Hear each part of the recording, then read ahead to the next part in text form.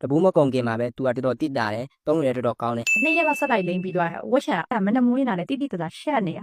ဘာနဲ့မှမတူပါဘူးရှင်ဒီမိုချာဗစာဘူးလေးပေါ့နော်ဒါကျမရဲ့ပေါ့နော်မအိုစီလေးပါရှင် ပြောရတယ်ဆက်ပြီးတော့လိမ့်နဲ့တော်တော်တိတာကတော့ပါးရီမှာတွင်ဒီလုံးဝဝက်ချာကမရှိတော့လောက်အောင်ဒီတော်တော်လေးလည်းပျောက်သွားတော့လေကြီးတာတကယ် အခုဆိုရင်ဝက်ချန်လေးတွေကဒီဆက်လေးရဲ့အတွင်းမှာလေလုံးဝတိတိတသားလေးကိုလည်းပါလာတယ်ပေါ့ နောက်ကြမှာသုံးပြီးတဲ့အတွက်လည်းဒါမှ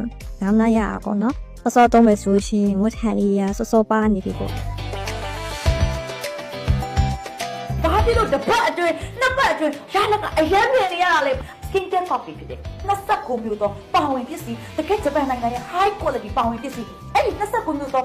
ပါဝင်ပစ္စည်းတွေဆိုဝက်ဆန်တို့တင်းတိတ်တို့ကိုတပြိုင်နက်တည်းမှာမြန်ဆန်ခုတောက်ပေးနိုင်တာပဲဖြစ်တယ် Kiki ရဲ့ moisturizer ကြီးဆိုရင် gel texture နဲ့ cream texture ပေါင်းစပ်ထားတဲ့ texture ပဲဖြစ်ပါတယ်ဒါကြောင့် Kiki ရဲ့ moisturizer ကြီးကိုဝက်ဆန်သမားမဟုတ်ဘဲနဲ့တင်းတိတ်အမဲဆက်သမားတွေ normal skin နဲ့ extra sensitive skin ဆိုတဲ့ sensitive သမားတွေတော့အသုံးပြုလို့ရတာဖြစ်တဲ့အတွက်ကြောင့် acidity နဲ့သူတွေအသားချောက်တဲ့သူတွေတို့စိတ်ချလက်ချစိတ်ဖြစ်စွာအသုံးပြုလို့ရပါတယ် ဒီမိုချာလေးရကောင်းပါတယ်နော်လို့အချက်ငယ်ထွက်ပြီးတော့စိတ်နေနေတဲ့ဒီကိုရှိရတယ်ဒီဟာလေးကိုစမ်းပြီးတော့ကြံပြစ်တယ်ပါ